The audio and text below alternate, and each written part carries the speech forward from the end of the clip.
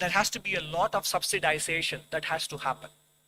If you want to be fiscally sustainable, on the other hand, and also be economically competitive, Europe is realizing that net zero goals will become that much more challenging to pursue. Again, the Mario Draghi report on competitiveness has a lot to say on this with respect to Europe, and it applies to developing countries like ours as well.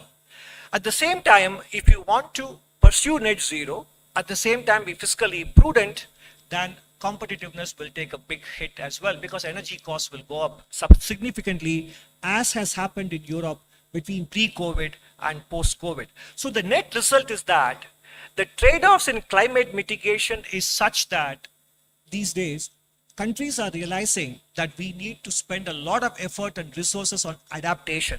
The theme of the chapter on climate this time is how do we maximize our adaptation efforts, adaptation funding, as opposed to focusing on emission mitigation. India's energy transition, therefore, needs to have a multifaceted approach. It cannot be only about renewable energy, and renewable should be expanded to include transition fuels like natural gas and also, more importantly, nuclear power as well. And coal will continue to remain the mainstay, even as we are making far better progress than many other countries on nationally determined contributions. In fact, India's use of coal has not come in the way of India making much better progress on NDCs compared to Western nations. These considerations are discussed in great detail in the chapter on climate and also in chapter 5 as well. In terms of financing, much of the flows today are concentrated on emission mitigation, but critically important given the fact that the greenhouse gases already in the atmosphere will anyway cause global warming and damage to countries' environment. Countries need to generate more adaptation financing. In fact, the Nobel laureate Thomas Schelling very clearly said, if per capita income growth in the next 40 years compares with the 40 years just before that, vulnerability to climate change should diminish and the resources available for adaptation should be greater. I say this not to minimize concern about climate change, but to anticipate whether developing countries should make sacrifices in their development to minimize the emission of gases that may change the climate to their disadvantage. Their best defense against climate change may be their own continued development. Basically, the point is, economic growth and development generates the resources to be able to deal with energy transition and climate change. And therefore, if we have to continue to grow while making energy transition, prioritization should be on adaptation. And apart from the strategic considerations I mentioned earlier in terms of ensuring that we are not affected by the single source concentration risk that many countries, including India, are exposed to. And as we wrote in the last economic survey in chapter 13, the power of collective action, small changes, big impact, has to be also kept in mind. The lifestyle for environment movement, small individual actions, impact of lifestyle changes. A 13% change in global population behavior can reduce carbon emissions. For example, having the thermostat at 26 degrees or 27 degrees and having a small fan circulation will keep the room cool than keeping the thermostat at 20 degrees in summer, for example. Food waste reduction. Finishing food on a plate can save 90 kilograms of food waste per person annually, cutting down carbon emission and food loss. Carpooling and public transportation, which I alluded to earlier, can cut down transport sector emissions. Carpooling can save 380 million liters of fuel daily in India by reducing nearly 8 lakh rides per day. And public transportation, in terms of integrated solutions, is much better than focusing on tailpipe emissions through e-mobility, which also has a strategic angle to it. Recycling power. Recycling 1 ton of newspaper can prevent 25,000 liters of water wastage, contributing to more efficient resource use. Finally, we come to the state of the economy, which is the current. The economy grew 6% in the first half, and second half it is poised to do better. Growth remains close to decadal averages, especially if you look at agricultural sector, gross value added, industry. They all have grown better than the average over the entire period between FY15 and FY24 in FY25. Services sector is almost there, but overall the point is that the pandemic effects have completely now been erased from the trend growth estimates. And you can see that in the different components of expenditure-based GDP, gross fixed capital formation has improved from 28.2% to more than 30%. And consumption share, private consumption share has gone up from 58.7% to 61.8%. And government expenditure has come down, in fact, from 10.8 to 10.3% compared to FY18. And export share also has gone up from 18.8 in FY18 to an estimated 21.5% in FY25. So basically, compared to the pre-pandemic shares of GDP, there is a good contribution or a better contribution coming from exports and gross fixed capital formation and private consumption as well. And this is what I mentioned in the previous slide. If you look at the overall GVA on the top left, it has caught up with the trend growth, pre-pandemic trend. Agriculture has been above pre-pandemic trend, partly because of the growth in allied services, which I showed you earlier, which is a high single-digit growth rates. And industry has now just popped its head above the pre-pandemic trend, bottom left. And with respect to the overall services sector, again, we have caught up with the pre-pandemic trend as well.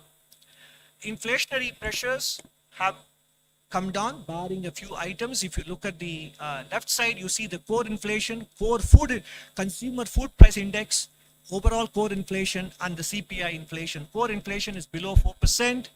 Overall inflation is 5.2%, and the food price inflation index is close to about 8%. But if you remove specific items, then you can see that overall inflation trends are very subdued, and that is what the right side chart confirms for us. Headline inflation is 5%, but excluding tomatoes, onions, and potatoes is about 4%. Excluding pulse and vegetables is below 4% as well.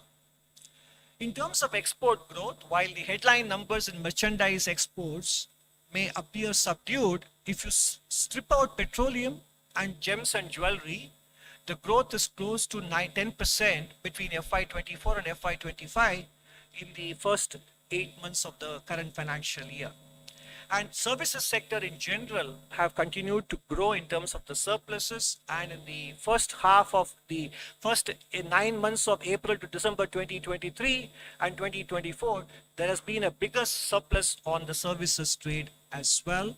Naturally, all of this resulting in a balance of payments which is very comfortable. Around 1% of GDP is the current account deficit. And therefore, financing this current account deficit has been not a problem, despite successful and profitable exits by many businesses in the last 2 years. Even as the gross inflows are improving, the repatriations on account of profitable exits or transfer of ownership from direct to portfolio investors hasn't posed a problem for the current account because of the subdued oil prices, strong private transfers, and good export performance in the services sector, contributing to a current account deficit which is just around 1% of GDP.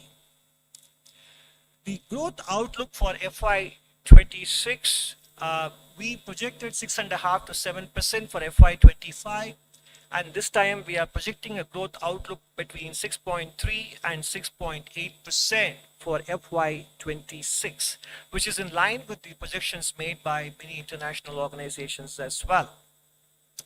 The risk factor, of course, again, not only because of the changes in the global playing field, global stock markets also have become lately volatile, as we witnessed earlier this week. And we have an interesting box item in chapter 2 looking at the correlation between S&P 500 and the Nifty indices. Whenever in the last 24 years since the millennium began, whenever the S&P 500 corrected, what was the impact on Indian stocks and vice versa. So that is a factor that we need to keep in mind, because the massive growth in retail participation in the Indian stock market is definitely a good thing. But also, when the market corrects, it could have implications for spending intentions, and sentiment effect, etc. could be significant. And that is one risk we have kept in mind when we came up with the outlook between 6.3 and 6.8% for the real GDP growth. And as we always say, we will be very happy to be proven to be wrong and conservative if the final outcome turns out to be better than 6.8 as well. So to sum up, how do we raise our game for a new playing field when globalization is no longer going to provide the tailwind in terms of export growth and foreign investment growth? We need to deregulate to make it easier for small and medium enterprises to grow.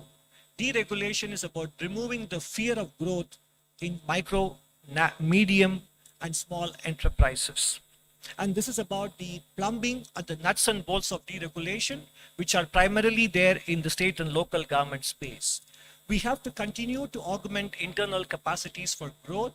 Particularly, agriculture sector has a potential to contribute up to 1% to GDP growth.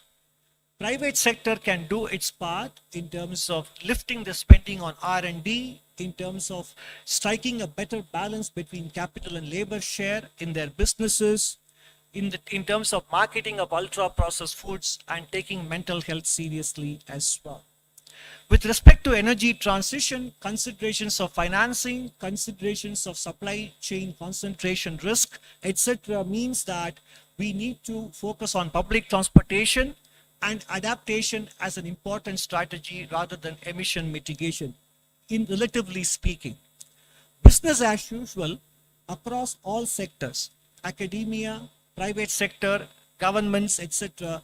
Business as usual carries the risk of growth stagnation. Thank you very much.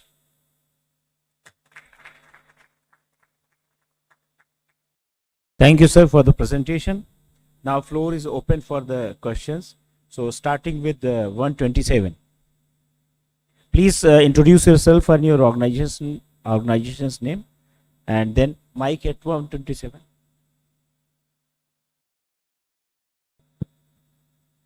Hi, sir. Good evening.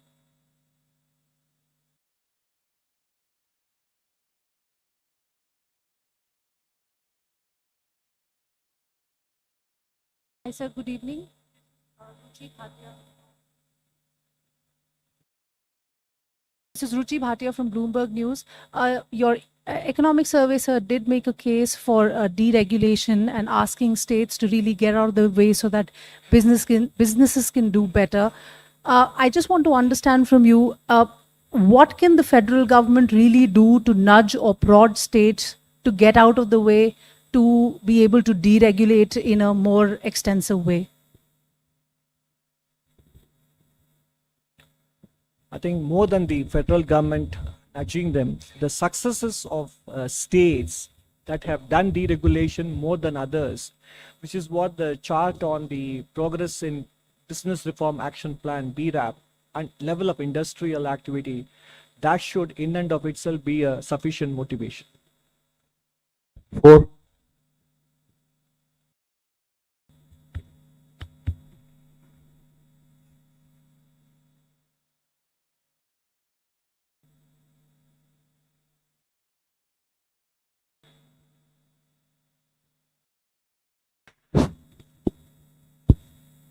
So Timsi Jaipuria, this side from CNBC TV 18. Sir, your survey did mention about employment. It also warned about AI taking away a lot of roles, but also said that employment at the level when it comes to the private sector, a lot of working hours need to be managed.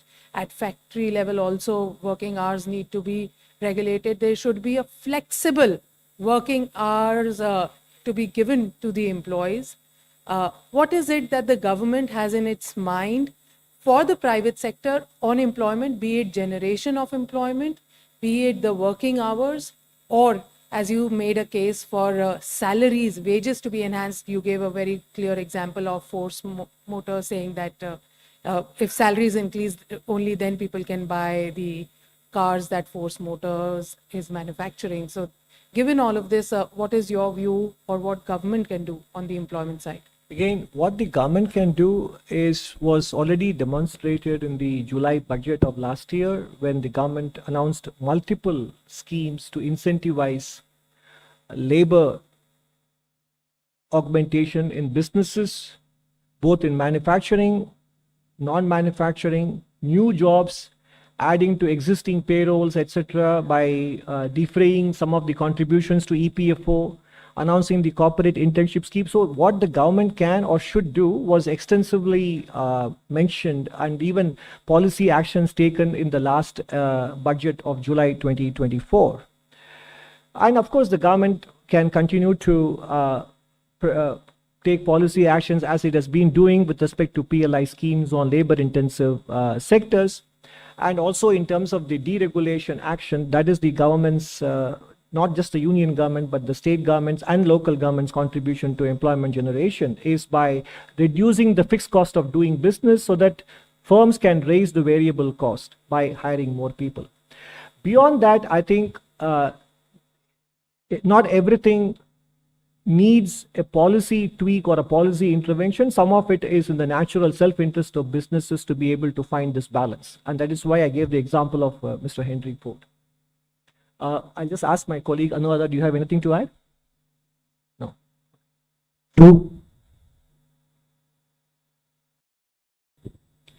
Dr. Nageswaran Karishma, this side from Business Today. The previous economic survey had mentioned about the China +1 strategy and how India could draw dual benefit out of it. But this one does not explicitly mention it. Does this indicate a change of stance of the government, or the strategy is still a part of it? There is nothing. This time we are speaking about the importance of importance to be given to domestic growth drivers, building domestic supply chain resilience, which is the same as what has been the thought process behind the Atmanirbhar Bharata, China +1, etc. So this is the continuation of the same theme. 122. Sir मैं लक्ष्मण हूँ CNBC आवाज से छोटे छोटे दो सवाल Incentives for battery storage and also for electric vehicles manufacture. And on the issue of diversifying our sources of energy, there is a clear push by the government to diversify. So while we are doing renewable and non-fossil fuel, but there is a move, as was mentioned in the budget announcements last year, to also look at nuclear for small modular nuclear reactors. So there is a discussion and there is a push to become more and more energy secure for India's growth. Thank you. 26.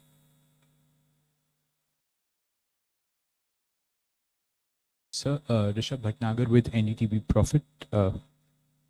My question is, in the Eco Survey, you've recommended private investments for small-scale farmers. What exactly does this entail? Is this privatizing parts of agriculture? See how much has been the credit flow to the bit here, which said that it's actually enhanced substantially. Also from money lenders, the traditional means of financing their investments towards institutional lending, and that has in fact from 90% that used to actually go to money lenders for their resources, it's down to less than 30%, which is much less than 30%, which is an indication that the institutional investing through, and the farmers are accessing that. In addition, for working capital requirement, the Kisan Credit Scheme card, the Kisan Credit cards have worked very well to enhance that the availability of financial resources for them to manage their working capital requirements. In the long run, the private sector, as in the corporate private sector, will also need to invest, because that is where the resources for capital investments will that are required for agriculture will come in. On the issue of CBAM, so this is, CBAM is a border, it's a carbon border adjustment mechanism, as it's called, and it's a levy that would face countries that have emissions in their products, embodied emissions, greater than a certain factor. It is in in a way, it's a non-trade tariff measure. It's a non-tariff barrier. And it does not take into account the fact that countries like India, we are at a different level of development. So there is clearly, and we see this as a means to a protectionist means to protect the European industry, and more than just the stated goal of reducing carbon emissions, because the end result, and there are discussions on that, and there is that it would only shift the carbon emissions from, at the moment they are consuming, because they are basically importing much of steel, let's say, but by this measure, they protect their own domestic industry, and the emissions will happen within their countries. So how much is going to be really stopped in terms of carbon emissions? There are a number of studies, and an UNCTAD report brings out the fact that there's not going to be much gained through that. So clearly a measure to protect their own industry. Thank you. 11. Hello, sir. This is Surbhi from Business Today. Sir, the survey has spoken about the rupee and how the dollar has gained strength over the last few years, and the rupee has still performed well, depreciating 2.9%. So do you see further depreciation of the rupee? Because a lot of analysts are speaking about, rupee touching 87 or 89, and how do you see it impacting the economy? Thank you. I think it's this foreign exchange management related question is better posed to the central bank, and unfortunately they're not here. I think the recent actions taken by the central bank, either with respect to the rupee or with respect to domestic liquidity, are the right steps in the right direction, and I don't want to add anything more than that. 46.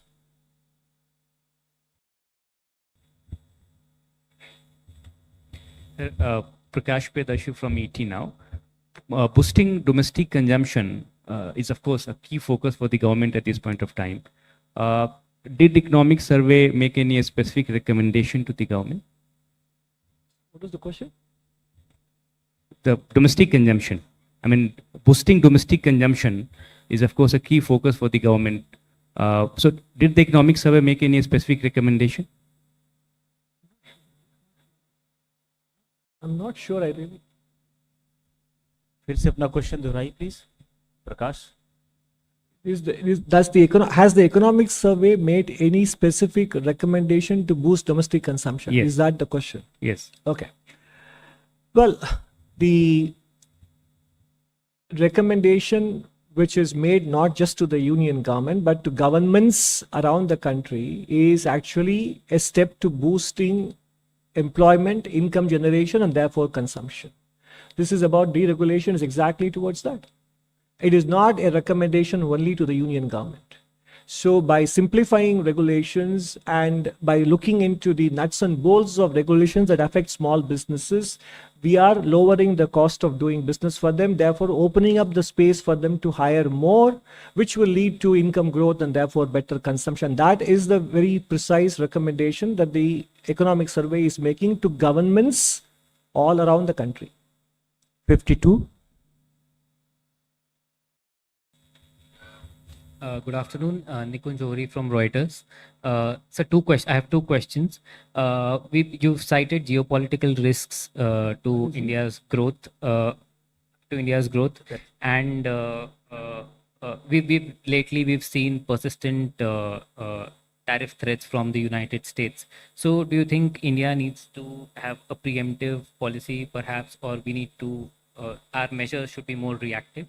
And secondly, we've seen our net FDI is sharply coming down, although the gross FDI is increasing. There is a higher repatriation, as your presentation also stated.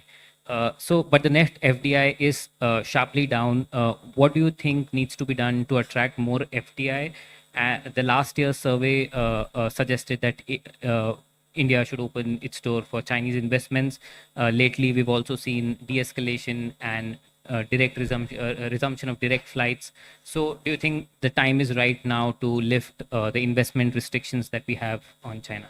So, Nikunj, with respect to your first question, the answer I gave to the gentleman from ET now is the same answer, which is that we don't want to talk about speculative scenarios of a single country's trade policies, etc.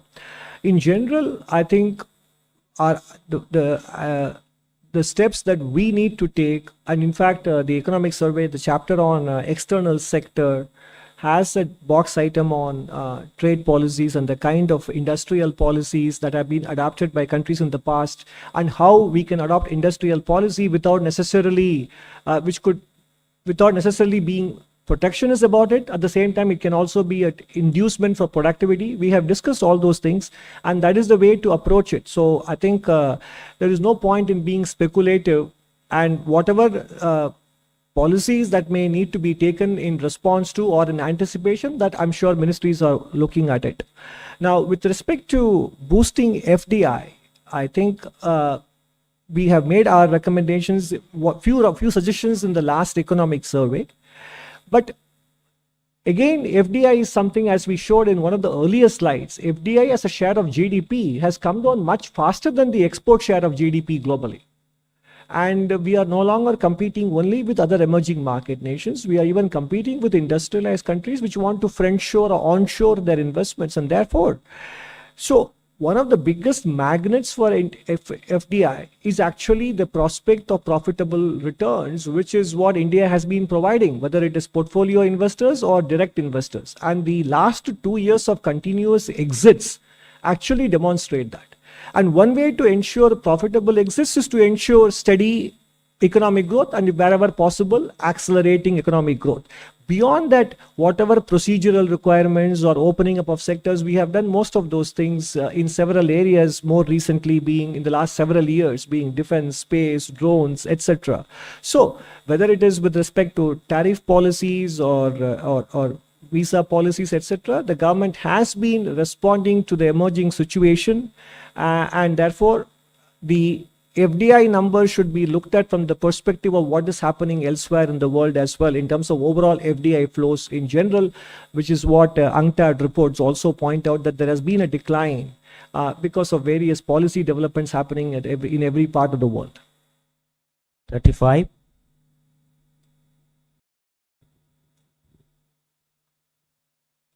Hello, sir. Ruchika from Business Standard. My question is with regard to your comments on AI. You've said that private companies should take into account social costs when deploying AI. And the survey also says that if companies do not optimize the introduction of AI over a long horizon and handle it with sensitivity, there's the demand for policy intervention and the demand on fiscal resources to compensate will be irresistible. So is there a case of taxing companies if they replace labor with AI? I'm not getting into specifics because we have not reached that point. It is a potential scenario that can develop if over time, and this is, by the way, a point made by the IMF in its discussion paper that came out roughly about a year ago, which is that if the social impacts of technological deployment results in such massive labor displacement, then in several countries, there will be a call for action on the part of the government authorities. But that is a hypothetical scenario which may develop if all considerations are not kept in mind, whether it is in terms of labor redeployment, labor reskilling, upskilling, etc. So this is, at the moment, there is no specific action that is contemplated, and that is not what is hinted at all in this special essay. 9. Sir Tarun Sharma from Zee business. Sir मेरे 2 सवाल हैं। पहला कि क्या अभी भी आपको लगता है जिस तरीके से फूड इन्फ्लेशन है वो एक मेजर कंसर्न है? आपने अपनी रिपोर्ट में कहा है कि जो फूड सब्सिडी है वो 0.5% से पिछले साल से बढ़ी है। दूसरा सर, क्रूड को लेकर आपका क्या आउटलुक है? क्या जो आपने 6.3 6.8 का जो ग्रोथ रेट लिया है उसमें क्रूड का आउटलुक क्या रहेगा?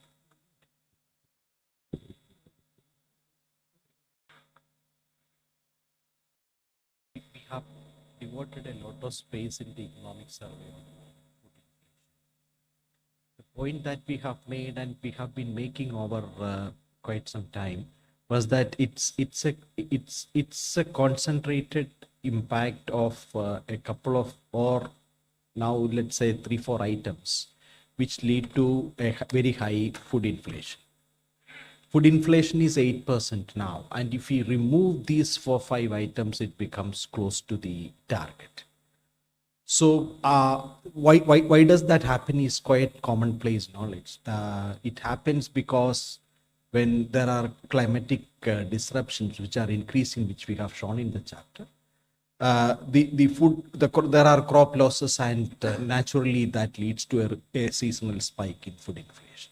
So it's a question of management of the season. It's not a perennial annual concern. So we'll take last two questions. 121. 121.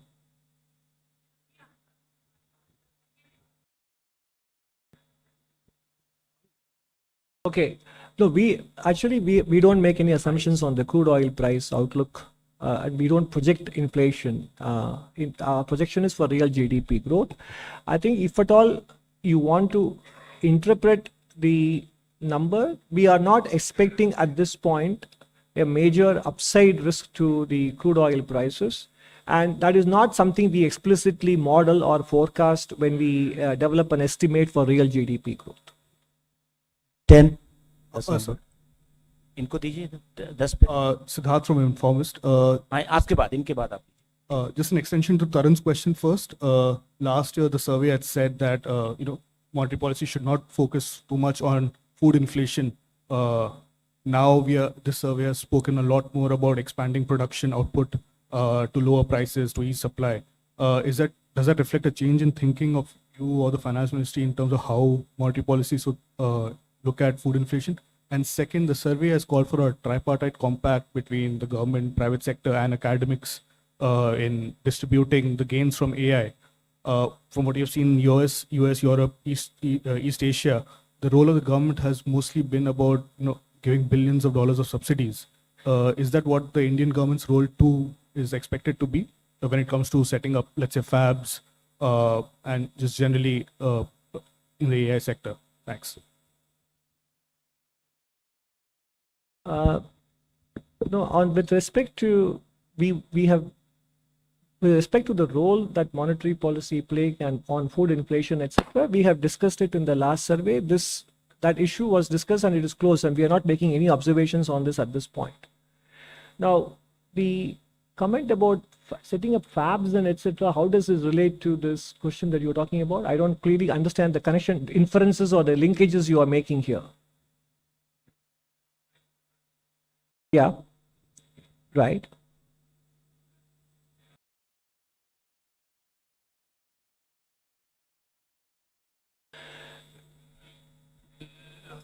Look, sure, I think all countries have to basically, there is no mechanical or formulaic way in which you can say that this is exactly the proportion by which you should mix technology and labor. It's an iterative process. We need both. You need to stay competitive. You need to provide gainful employment and prepare the labor force to be productive as well, to be able to work with technology, etc.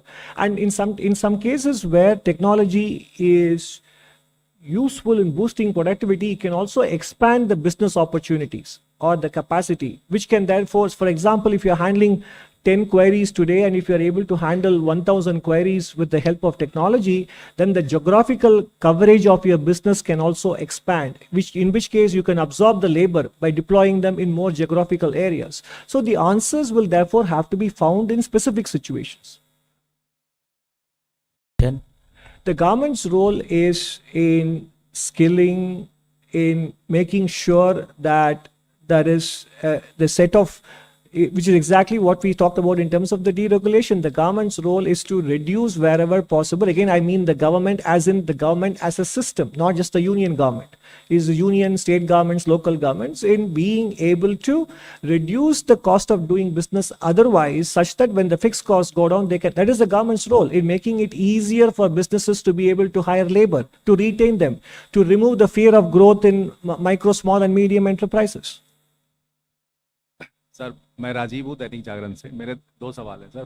पहला सवाल है कि current financial year में भी हमारा जो growth rate है वो 6.4 रहने का अनुमान है, और 25-26 पे भी आपने 6.3 to 6.8% का अनुमान रखा है। तो क्या इससे हमारा जो विकसित भारत का लक्ष्य है 2047 में वो प्रभावित?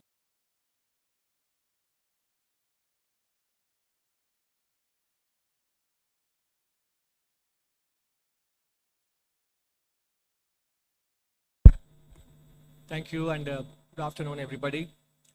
Although we are almost at the end of the first month of the current calendar year, still 11 more months to go. I wish you all a very happy and healthy 2025, and I hope you had a good first month already. So we will go into the presentation on what the Economic Survey 24-25 is about. This is a presentation on the Economic Survey contents rather than on the state of the economy per se, although which will be there at towards the end of the presentation as well. The structure of today's presentation, we will cover the following issues: the changing global landscape and how India can raise the game for the new playing field. And in that segment, we will cover 4 areas, as you can see here: reform through deregulation, augmenting internal capacities for growth, the private sector's role in nation building, the energy transition the Indian way, state of the economy regaining momentum, and the growth outlook for FY26. The changing global landscape, we did cover that in the last survey as well. 2024 was the year of elections across the world. And most of us know that both qualitatively and in terms of quantitative dimensions, the world that existed between 1980, and you can choose the endpoint, some people would say 2008 or 2012, 16, etc. Roughly about 3 decades was the peak of globalization, hyper-globalization. As you can see in the statistics here, global exports went from 15% plus to 25%. Global FDI flows went from 0.5% of GDP to 3.75% of GDP. Global GDP itself rose 6 times in current prices. Extreme poverty came down because of faster growth in China and India. Internet penetration went from almost nothing to 23% as a share of world population. During this period, applied tariff rates across the world came down and the trade to GDP share went up. But clearly, you all know very well more than we do that this period has kind of ended. Even if we are not reversing very actively, we no longer are advancing along these dimensions. New import restrictions in every year were of the order of about 3,000 restrictions imposed by countries across the world. They have jumped to about 5,000 restrictions in the last 4 years. And the key reason that is cited by countries in imposing restrictions is strategic competitiveness. I think that is the important theme that we have to internalize as a country, both in the policy space and in the private sector space. There is strategic competitiveness. So therefore, efficiency considerations have given way to resilience and supply side security considerations. The value of trade covered under the new import restrictions was as low as $170 billion in 2014-15. Now it's more than $1 trillion, $1.3 trillion. So effectively, I think both import-export and investment flows are being looked at through the prism of strategic competition. And that is a new world which may be with us for quite some time to come, and therefore we need to get used to operating in this space.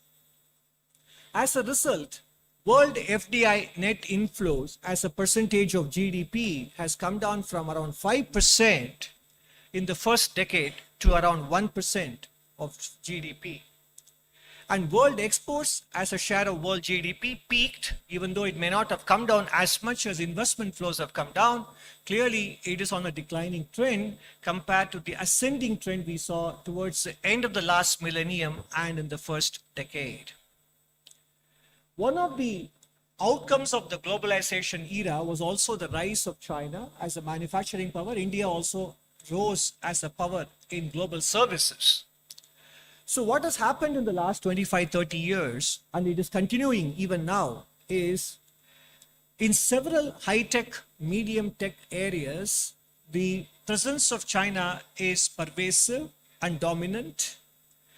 And the manufacturing as a share of world gross output, China's share will probably be higher than the combined share of the next 10 countries. It gives them a lot of strategic levers and advantage in several areas, as we will see later in some other dimensions as well. This is an important development along with globalization in the last 40 years. Now, along with the dominance in manufacturing, in terms of the materials and minerals required for global energy transition, let's first take a look at the solar energy. Global demand in 2010 was, China's share of the global demand was very small.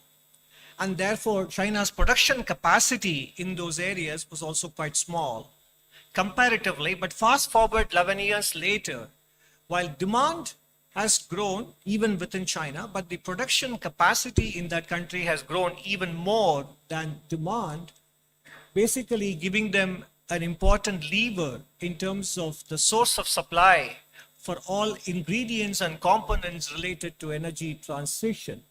And if you happen to see the September 2024 report of Mr. Mario Draghi on the European competitiveness, the entire 75-page report is full of European concerns about the concentration risk that is there with respect to one country as a source of supply for all critical components and technologies with respect to energy transition and manufacturing, etc.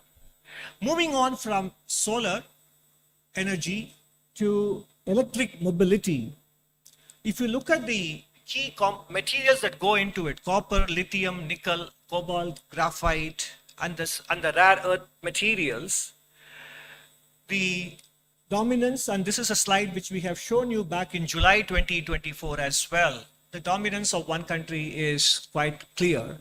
And in different stages of production, even if those materials are not mined in one country, the processing happens in a single country, and therefore, whether it is the cell components or battery cells, in fact, the truth is every single panel, solar panel we install, every single electric vehicle that we produce in this country, naturally the dependence on a single source for supply keeps increasing. So that dependence has to be kept in mind in the pace of transition towards renewable energies and also with respect to electric mobility. So this is the global context, that the era of globalization, faster and larger movement of trade and goods and services and investments is behind us. And there is a huge presence of a single country, a phenomena that we have not seen in a very long time, at least since World War II. So given this, naturally, we have to raise the game for a new playing field. The playing field has changed, and the game has to be rely on domestic drivers of growth. So what are those domestic drivers of growth? That is what is part 2 about. Just to recap, we do have a goal, a legitimate economic and social aspiration to become a developed country by 2047. The last economic survey broke it down into multiple components, generating about 80 lakh jobs per year, increasing our share of manufacturing in GDP, plugging Indian businesses into global value chains, and creating a viable small, medium enterprise sector, which in the German language is called the Mittelstand. Because countries that basically became powerhouses in manufacturing had succeeded in creating a viable small, medium enterprise sector. Therefore, our goal with respect to manufacturing is inextricably tied to the success of being able to raise the share of SME enterprises as well. Therefore, what is the action the action is we have to raise our game on domestic growth. And how do we do that? There are 4 dimensions to it. One is deregulation for growth, augmenting internal capacities for growth, the role of the private sector in nation building, and doing energy transition the Indian way. First, we start with the deregulation for growth. Now, when we talk of deregulation, it is not even big ticket deregulation or dismantling of the licensing era, which happened in 1991 and pursued by governments over the last 30 plus years. We are talking about the nuts and bolts or the plumbing of deregulation, which particularly affect enterprises, be they in services or be they in manufacturing, which affect them in terms of the time and the resource bandwidth that they have. And these are related to local level rules, laws, and regulations. So this is the deregulation exercise, which will probably not be a news story in the front pages, but that kind of deregulation at the local and the state government level have to happen pervasively for us not only to boost MSMEs, to boost manufacturing, but also to lift the potential GDP growth in the country. And this applies in the areas of labor and even in the education sector as well. We'll share with you a few examples. These are the areas where I think the regulations that are there today affect the day-to-day activities of businesses that don't have the kind of bandwidth which large enterprises have. Whether it is in land, building and construction, utilities, logistics, and there are sector-specific deregulation areas, and you can see more of them in Chapter 5 and also across other chapters in the economic survey. In general, we are obviously in the presentation, I can't go into all the issues which are there in the chapter. Just to illustrate, compliance costs make it cheaper to run a 150 worker factory than one 300 worker factory, whereas it should be other way around. Regulations also disproportionately affect small businesses. If you look at the building restrictions, the setbacks to be allowed on all the 4 sides of a building, the floor area ratio restrictions, parking regulations, etc., take away much of the land available at the ground floor level for businesses. So actually manufacturing can start only from the first floor onwards in many small enterprises, both in urban and rural India, if they fully comply with the letter and spirit of these regulations. Naturally, that raises the fixed cost of doing business, and naturally, it also disincentivizes more hiring. So deregulation is not just about ease of doing business, it is a pathway to employment generation. And naturally, we also know that many states impose a high markup on electricity costs supplied to businesses compared to other non-businesses. And whereas in countries like Vietnam and Bangladesh, particularly in Vietnam, which we look up to, it is the other way around in terms of being our next important competitive country.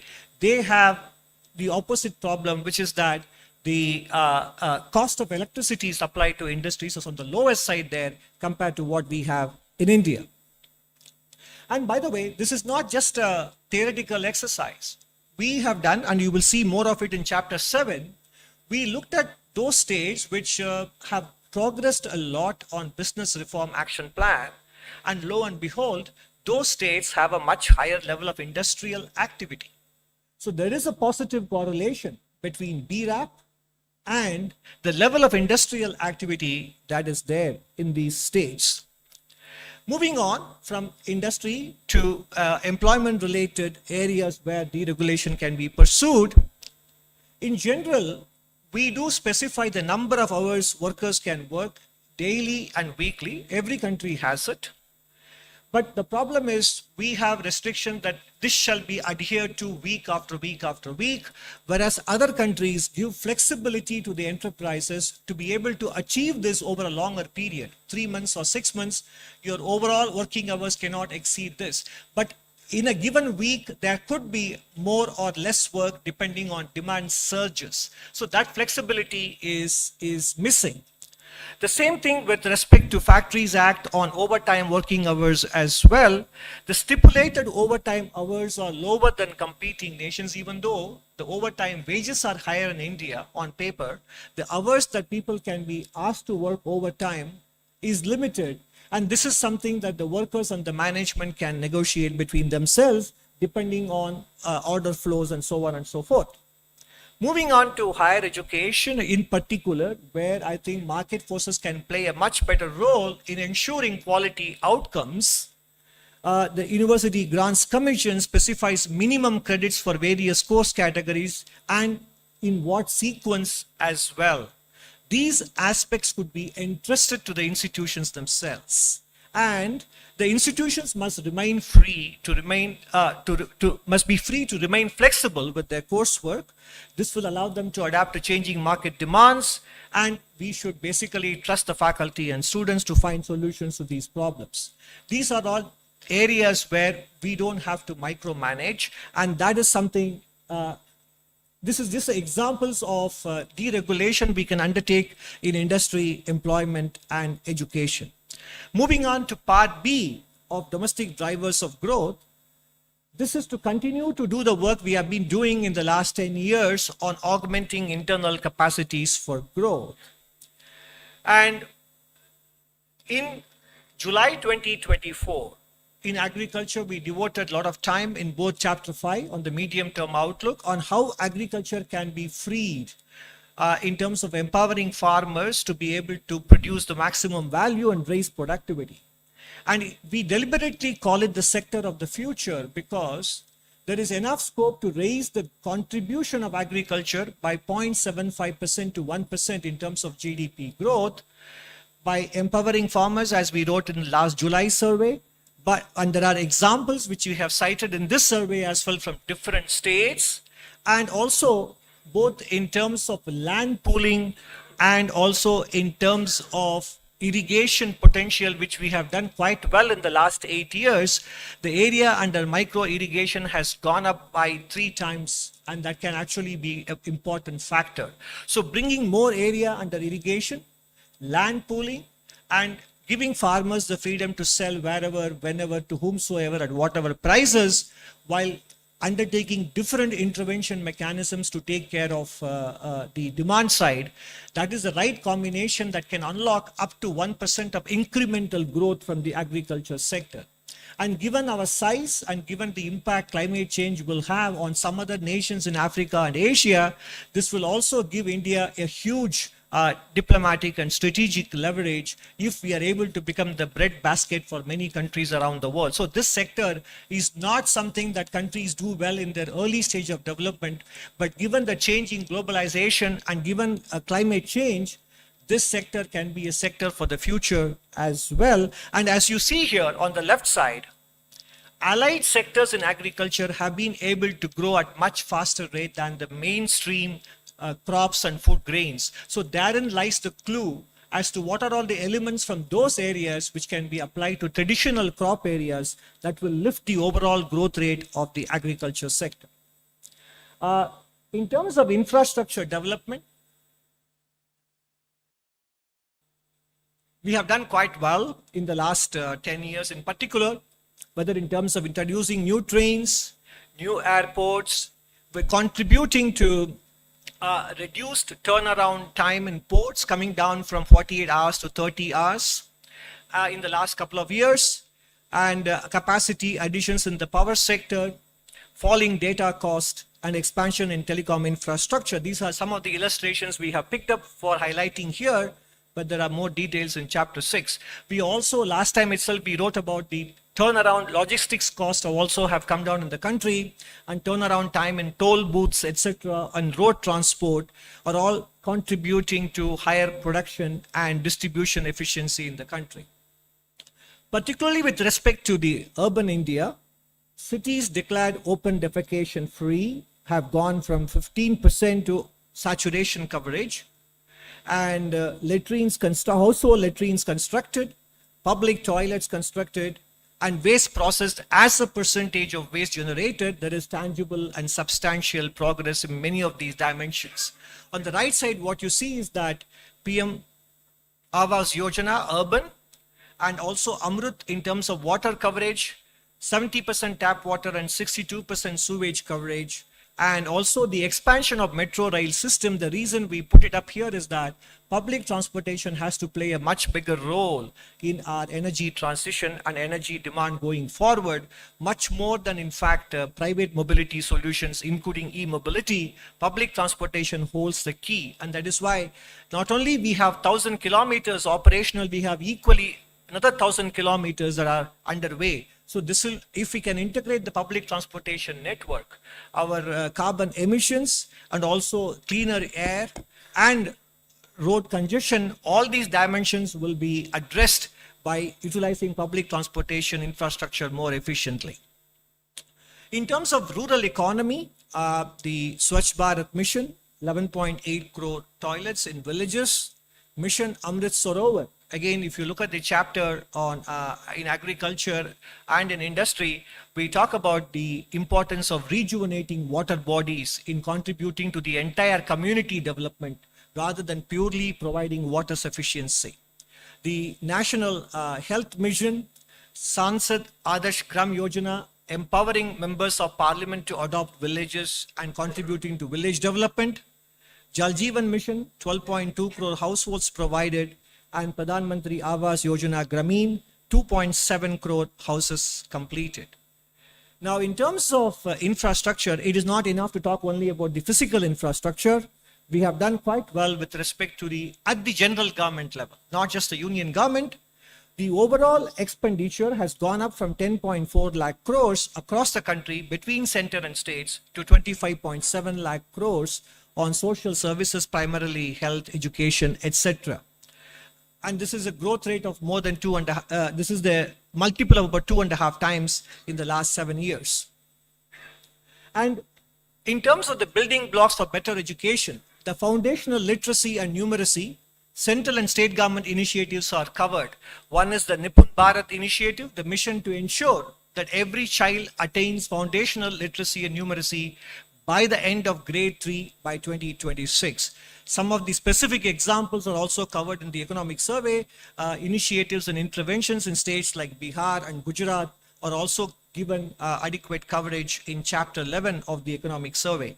Apart from that, we also highlighted several private sector not-for-profit initiatives in these dimensions, whether with respect to learning or social and emotional learning, which are not typically covered in classroom textbook learning. All the private sector initiatives or not-for-profit initiatives that can be replicated and scaled up, and specific state level initiatives that are working well, which can also be considered as possible models to be adopted elsewhere. We have covered them in great detail in chapter 11. The good news is that the proof of the pudding is there in the data. The latest annual State of Education report for 2024, which Pratham brought out a couple of days ago, the proportion of standard 3 children in government schools who can read up to standard 2 has gone up from 16.3% to 23.4%. And in middle school, major improvements in basic reading and arithmetic seen in all grades, and the progress at the high school level, more than 75% can do basic digital tasks. And the same report also covers the availability of infrastructure that facilitates learning in the classroom in terms of midday meal being served, drinking water availability, usable toilets, and usable toilets for girls in particular as well. In all these areas, in the last 6 years, there has been noticeable improvement as well. Skilling initiatives found a prominent place in the last budget presented in July.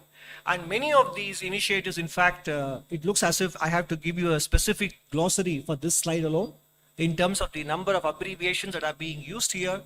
CTS stands for Crafts Important Lever or Important Ingredient of Manufacturing. In the PLI schemes for white goods, we have covered a box item on the success of the air conditioners with respect to the PLI. The entire value chain for air conditioners manufacturing in the country is now in place. And particularly with respect to white goods, 43% of the new applicants in the scheme are micro, small and medium enterprises. In terms of payment on time to micro businesses and small businesses, number of invoices financed on trades went up from 4.8 lakhs to 41.2 lakhs in FY24 in the last 4 years. That is a nearly 8 times jump in the number of invoices financed through trades. And the amount financed on trades has also gone up from 11,000 crores to 1.4 lakh crores. And many of you are aware of the Section 43BH, which allows businesses to deduct payments only after they make the payment in the year in which they make the payment to micro, small, and medium enterprises, rather than on an accrual basis. And MSME cluster development program has improved productivity by 10 to 15%. And in this regard, the survey also covers many initiatives taken by different states, from Gujarat to Madhya Pradesh to Rajasthan to Tamil Nadu, etc. We cover initiatives taken by several states for the growing MSME businesses and attracting new businesses, which can serve as inspiration for other states as well. Harnessing the power of women entrepreneurs with respect to credit access, skill development, marketing support, and specific support for women-owned enterprises in terms of reserving public sector procurement for women-owned enterprises. So basically the point is, in the first 2 sections of this, in domestic drivers, we have spoken about the importance of deregulation. We have spoken about the importance of continuing with various initiatives that we have looked at in the previous surveys in terms of boosting the productive potential. This is all from the policy space. From there, we move on to the role of the private sector, because naturally for a large economy, private sector plays a very big role. And in terms of the private sector, the specific asks are balanced deployment of capital and labor, curbing ultra-processed foods, fairer distribution of incomes, which is related to the balanced deployment of capital and labor, importance to workplace safety, workplace culture and mental health, and thinking about supply and sourcing from a strategic perspective as well, investment in R&D.